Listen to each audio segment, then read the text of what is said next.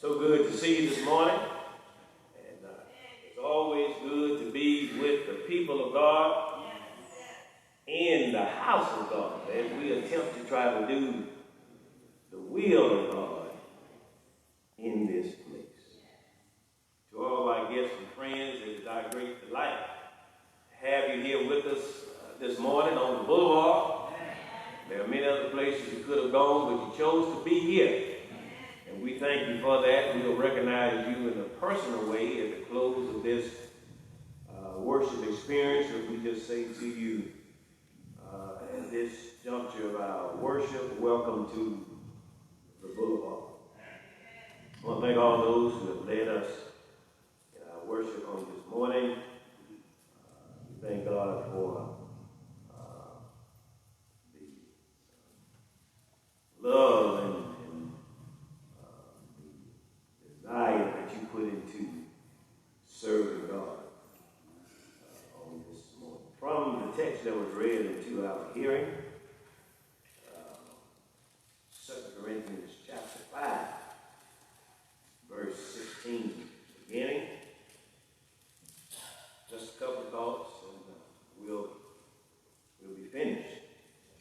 2 Corinthians 5, verse 16, beginning. Wherefore, henceforth know we no man after the flesh, yea, though we have known Christ after the flesh, yet now henceforth know we him no more.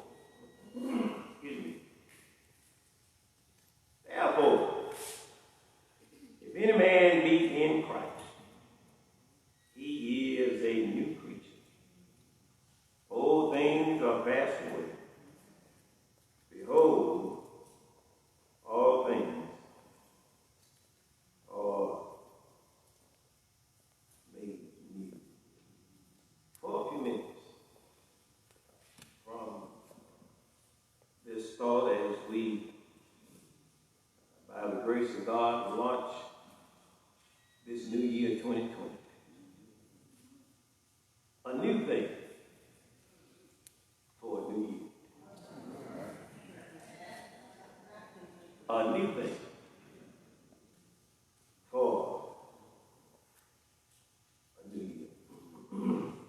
Catchphrase that has become common during this time of year is something called a New Year's resolution. A statement or decision that has been made to change one's actions or behavior. You decide you're going to change your eating habits and go on a diet. You decide you're going to do better with cleaning and keeping your house in order. I ain't hitting nobody yet. You decide you're going to start getting up on time so that you can be at work on time. And when I turn your street, wave at me. You decide you're going to try to manage your money better and start saving more and do less shopping. Look up, look up, look up. A lot of people waving. Some brothers trying to get their sisters to say amen. I ain't looking at nobody. And the list could go on and on. But seldom, if ever, do we decide to do something different or be something different in addition to what we are already doing for the cause of Christ.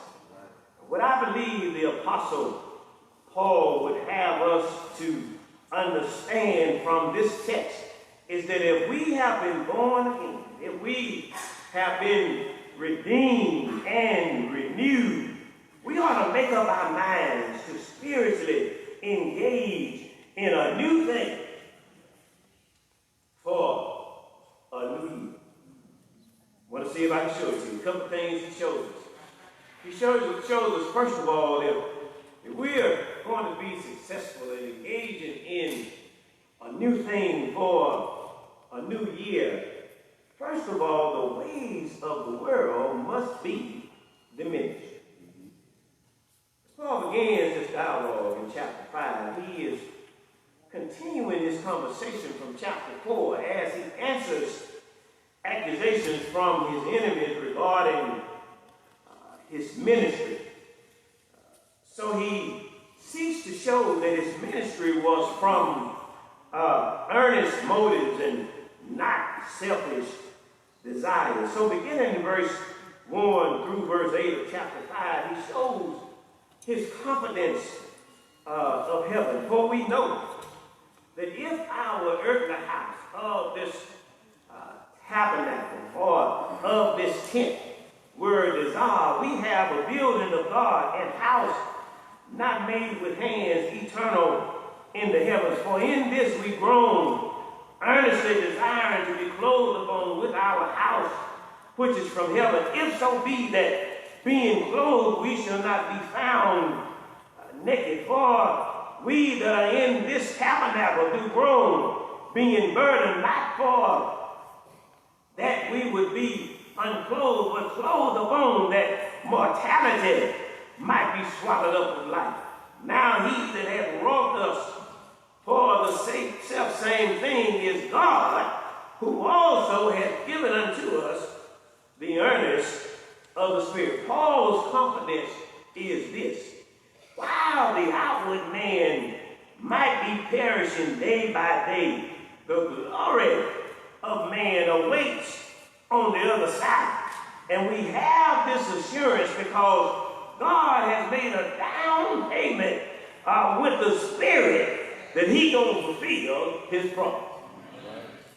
Then in verses 9 through 13, he shows his concern to please Christ. 2 Corinthians 5 verses 9, wherefore we labor that whether present or absent, we may be accepted of Him. For we must all appear before the judgment seat of Christ, that every one may receive the things done in this body according to that he hath done, whether it be good or bad. Knowing therefore the terror of the Lord, we persuade me. But we are made manifest unto God, and I trust also are made manifest in your conscience. For we recommend not ourselves again unto you, but give you occasion to glory on our behalf, that ye may have somewhat to answer them which glory in appearance, and not in heart. For whether we be beside ourselves, it is to God, or whether we be sober, it is for your cause. Paul says, my desire is to please Christ. Because one day I'm going to stand before Him in judgment and give an account of the things done in this body. And because I know the terror of the Lord, we persuade men to be like-minded and get your house in order. And part of the issues we face, even in the church today, is that we work hard trying to please man and do very little to try to please Christ. But do know that reckoning day is coming after a while. Then, in verses 14 through 17, which is inclusive of our text under consideration for today, he shows his constraint of love. The scripture says, for the love of Christ constraineth, compels, hold together, or compresses us, because we thus judge that if one died for all, then we're all dead. And that he died for all, that they which live should not henceforth live unto themselves, but unto him which died for them and rose again. What Paul says is that because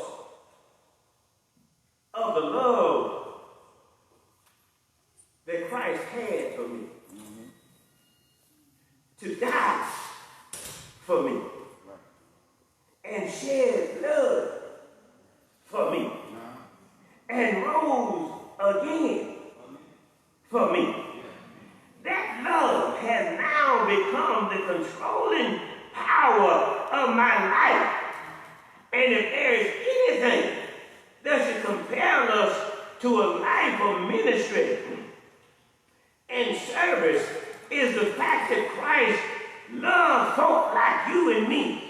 He died for folk like you and me. And now his love ought to be the controlling power for everything that I do in his kingdom.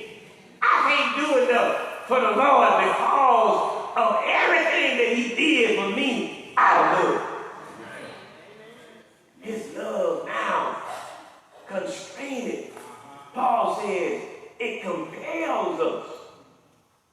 It controls us to give a life of service to Christ. And then he says in verse 16, wherefore, insomuch henceforth, at this present time, know we no man after the flesh. Yea, though we have known Christ after the flesh, yet now, henceforth know we him no more. Many of the Jews took pride in the fact that they had seen Jesus in the flesh as he walked the earth. And Paul, before his conversion, regarded Christ or looked upon him with a worldly view.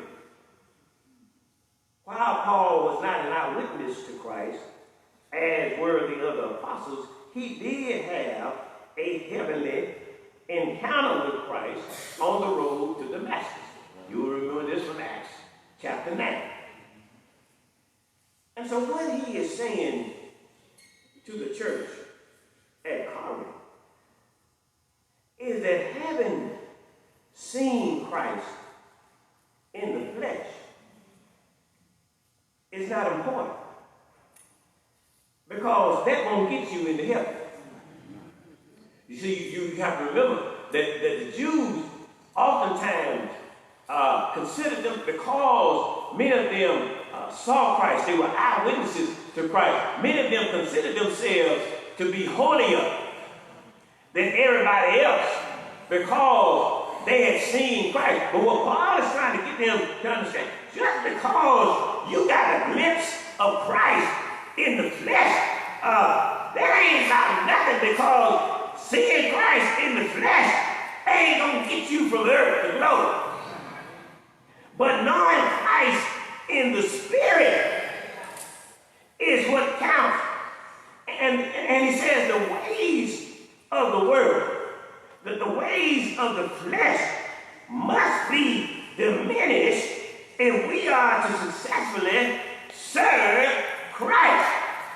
Knowing Christ, having seen Christ in the flesh, is not what Christ is concerned about now, because he is no longer in the flesh. He is at the right hand of the Father in heaven.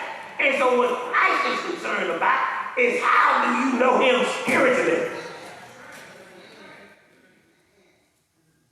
And the message for us today is that if we are to do a new thing in this new year, we can't operate in the flesh, but we have to operate in the spirit. We can't just know about Christ. We have to know Christ in the spirit.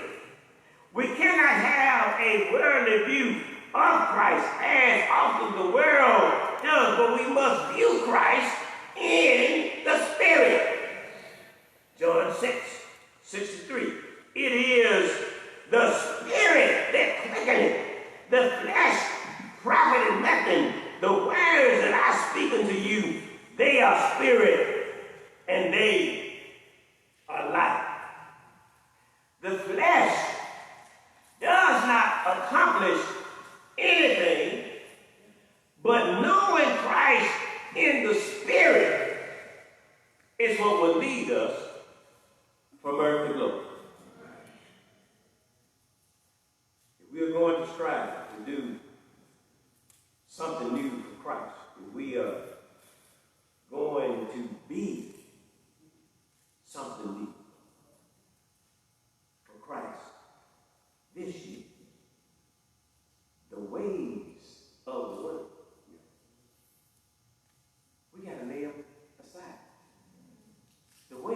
world have to be diminished. He talks about in Hebrews chapter 12 that we are to run this race successfully this year. We have to lay aside every weight, the worldly things, every weight, and the sin that doeth so easily beset us, and let us run this race with patience, doing what? Looking unto Jesus, the author and finisher. We can't run this race with a worldly view. We have to lay aside the worldly attitude. The world, we're going to talk about that in a minute. Everything that pertains to the world, lay aside. The ways of the world must be diminished if we are going to be successful in doing a new thing in this new year. But then secondly, after he shows us that the ways of the world must be diminished, he then informs us that the works of the word must be developed. When we work on allowing the ways of the world to be diminished, that has to take place before the works of the word are developed. Look at verse 17. Therefore, so then, if any man be in Christ, he is a new creature. All things are passed away. Behold, all things are become new. Paul said, if any man among you claims to be in Christ, if any man is united to Christ by faith, if any man abides in the mind that is Christ, a new thing happens. Y'all ain't hear me. He is a new creature. It is the creative act of God whereby a new creation takes place. A new product is formed. He does not make us over from the outside, but he creates something new on the inside. When you go down in the water of baptism, when you come up out of the water, the Bible says that you are a new creation. When you go down in the water, if you got nappy hair, you still gonna have nappy hair when you come up. If you got big feet, when you go down in the water, you still gonna have big feet when you come up out of the water. If you wear glasses when you go in the water, you're gonna wear glasses when you come out of the water. He does nothing to the outside, but everything down on the inside ought to be changed. All things have passed away. Envy, jealousy, slothfulness, bitterness, unholiness, ungodliness. Oh, okay. Y'all ain't identifying that. All things have passed away. Cussing, lying, fighting, stealing, anger. If any man be in Christ, he is a new creature. All things have passed away. We have been made over on the inside. And now, the works of the word must be developed. He says, behold, see is that word, behold. All things are now become new. Our principles have changed. Before we were full of pride and wrath. Now we are meek and humble. Yeah. Our affections are now set on things above and not on things of the earth. It ought not just be about me now. It ought to be about Christ. Because my affections have changed. My affections are set on things above and not on things of this world. There ought to be a new disposition.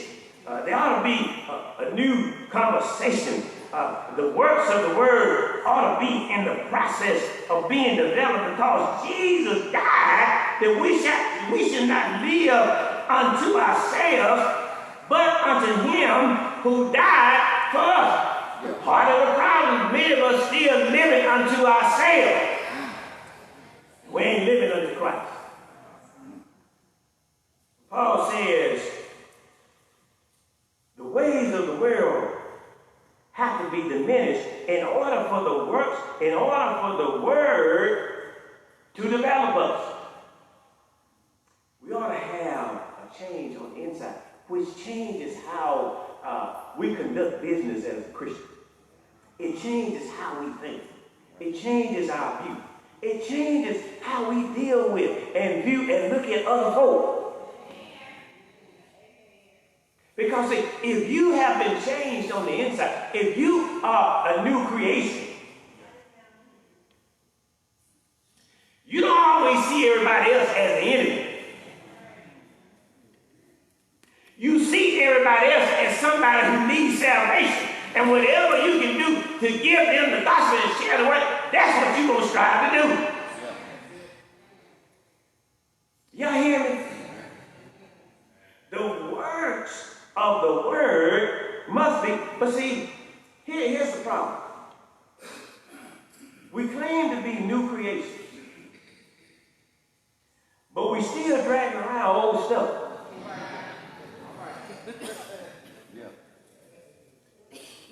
We went out in the water,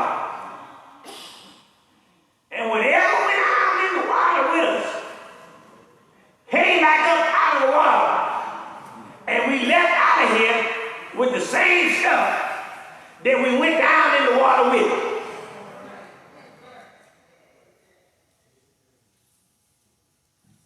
Even after knowing the sacrifices that Christ made to allow us to enjoy spiritual life on this side and eternal life on the other side, we still are holding on to old habits, old attitudes, old mindsets. But somewhere along the line, the new man, the new creation ought to show up and do something new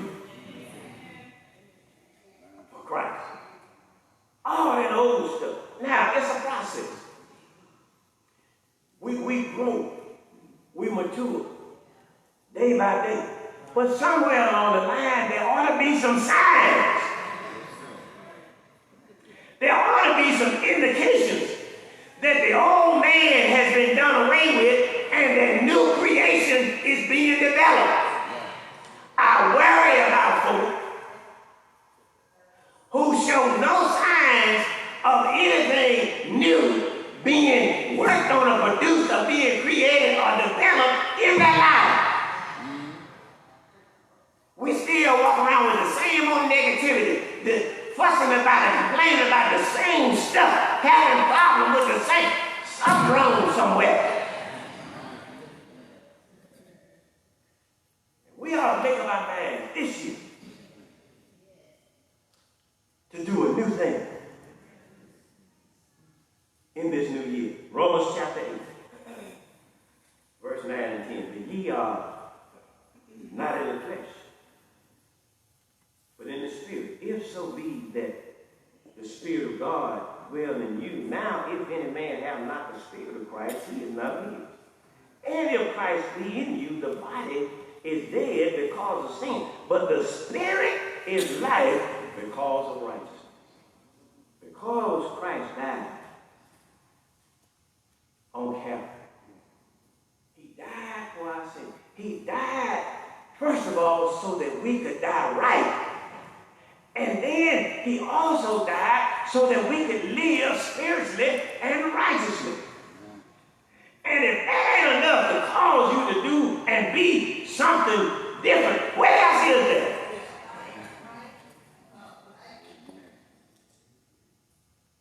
There ought to be a new thing for a new year.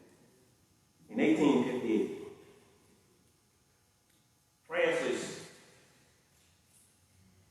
Ridley Havelock visited Germany with a father who was getting treatment for his afflicted eyes.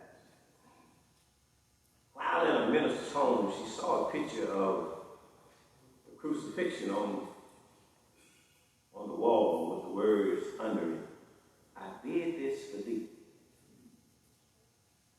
What hast thou done for me?"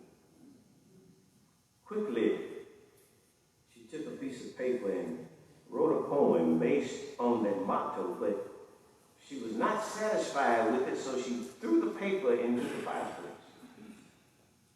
The story says that somewhere along the line, the paper came back out of the fire unharmed. Later, her father encouraged her to publish it. And it is a song in the songbook we use today, page 159, composed by Philip P. Bliss. And it's entitled, "I Gave My Life for Thee." The word says this: I gave my life for thee. My precious blood I shed. If you want to follow along in the book, page 159, the Green Songbook. That thou mightst ransom thee and quicken from the dead, I gave my life for thee. What hast thou given me? But here's what messed me up when I read that second stanza. My Father's house of light, my glory circled throne. I left for earthly night, for wonders, sad and all. I left it all for thee. Hast thou left anything? Have you ever left all for me? And when you read the rest of the song, I don't know the tune of it, and I would encourage our song leaders to learn it, because I think that's something we ought to sing. But when you look at the words of this song, I gave my life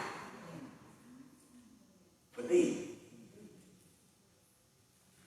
What did you do for me? What have you done for me? What have you sacrificed for me? What have you? I left my home, all of the splendor that I had. I didn't have to do it. I didn't have to leave, but because I was willing to sacrifice all for you, for me. But when I look at the whole picture, Jesus says, I have to ask the question, what have you done for me?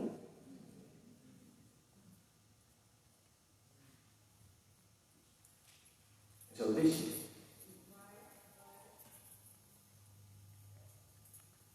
we ought to make up our mind. This year, all of the things of the past, that old man, this year,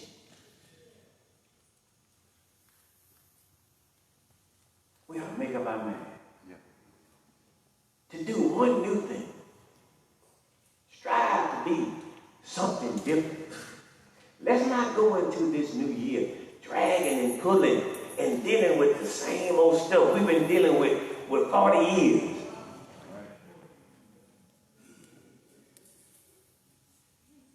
Leave all that. Let that stuff go. And when you look at that song, ask yourself the question. When we think about everything that Christ did for us, what have I done for Christ? Over the last year, what did I do? How did I do anything productive for the cause of Christ? He did everything. He left everything for me. He gave everything for me. What have I done for him? And on this first day, this first Sunday of 2020, my mind ought to be made up. I'm going to do a new thing in this new year. I'm going to love more. I'm going to serve more. I'm going to have more patience.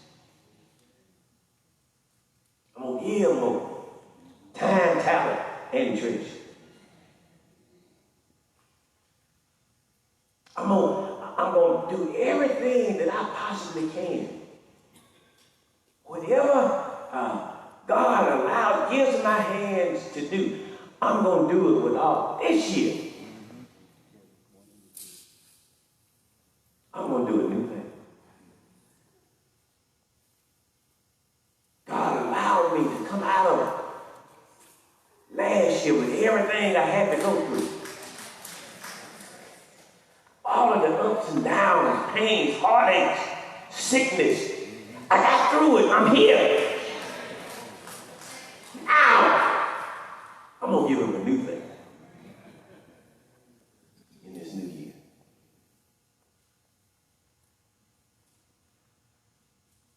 Identify what your worldly struggles are. With God's help, ask him to help you to diminish the ways of the world. Then ask God to, once those ways of the world are diminished, ask God to now help you develop the works and grow in the works of the Word. I want to be better. I want to do better. Use me, develop me. Where I'm weak, help me to be strong. Build me up. That's what I want for this year. I want a new thing for this new year. And God has promised he won't ever leave us nor forsake us. But we have to be willing to get rid of all those old ways. Let them pass away. And let all things become new. What about you this year? What about you? Somebody's here, you're not saying yes to Jesus. You're not saying yes to the gospel. Your new thing for this new year. God has given you life. You're here visiting. You're not here by any coincidence. God wanted you to be here to hear about the gospel of his glorious Son, Jesus Christ. And that gospel consists of the death, burial, and resurrection. How Jesus, we just talked about it, how he died, how he suffered, how he was buried, got up out of the grave 3 days later with all power in his hand. Now he's sitting at the right hand of the Father. That splendor, that glory that he left to come and die for you and for me. He's now back in heaven. Back in his rightful place, in his rightful seat. But here's the thing. He left that to come to die for you and me, So that when we leave here, we can go be with him. You ought to want that. You ought to want that today. Well, preachers, how do I get that? I want to be a baptized believer. Well, here's how. You have to hear the word. Romans 10:17. Believe that same word. Hebrews 11:6. Repent. Turn from the ways of the world. Ask God to help you to diminish, as we talked about this morning, the ways of the world. That's called repentance. Luke 13:3 and 5. And then turn to doing things the way that God wants you to do. Confess Christ to be the Son. Matthew 10:32-33. Acts chapter 8, verse 35 follow. Confess Christ to be the Son of God. Be buried in the water grave of baptism for the remission of your sins. Get up out of that water. As we just talked about, a brand new creation.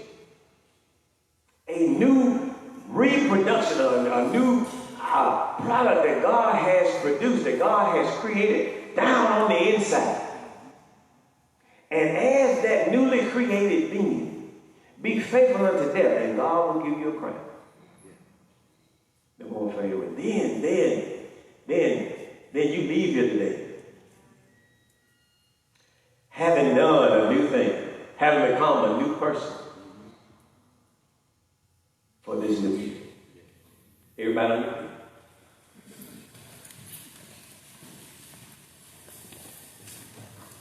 Somebody.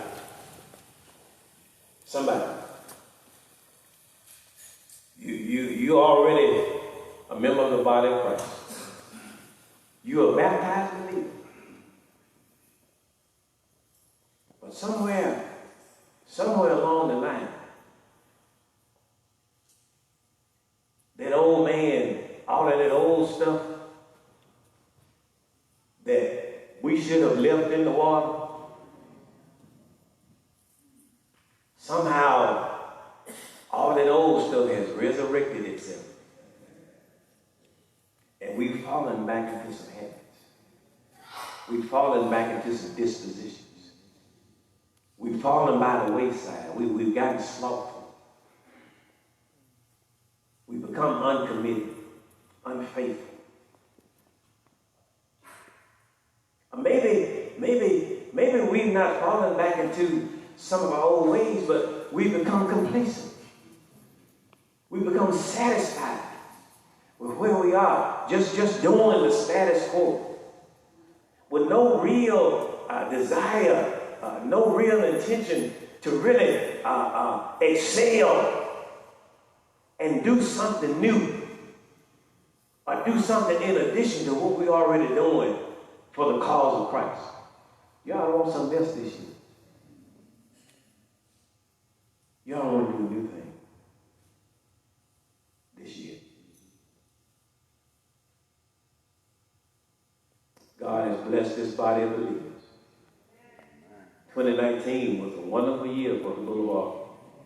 Oh yeah, we went through some struggles, but by and large, God blessed this congregation to have a good year. We ought to want to do even greater things for him this year. He's been mighty good to us. And I pray that somebody here this morning, as I have made up my mind and made a commitment to God, I want to do a new thing in this new year. Because you've been too good to me. I enjoy spiritual life because Jesus died that I can enjoy it. It's only right that I give him all that I got. I trust somebody in here this morning will say yes. Won't you do it? Respond to the invitation just now as we sing this song of invitation. Won't you come? I am learning. Say yes today. Learning to live. Say yes. I am learning. Say yes. Learning to live. You want a new thing for a new year? Come on. Come on, get the help you need. Say yes. God bless you. God bless you. God bless you. Say yes. Say yes. Come on.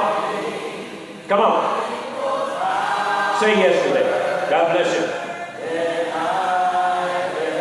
God bless you. Come on. Come on, ask for the help that you need to help you diminish those ways of the world.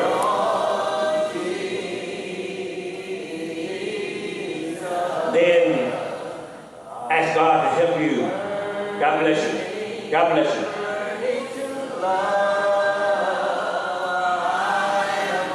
To develop in the works of the word. Come on, say yes today. God bless you. You can still come. You can still come.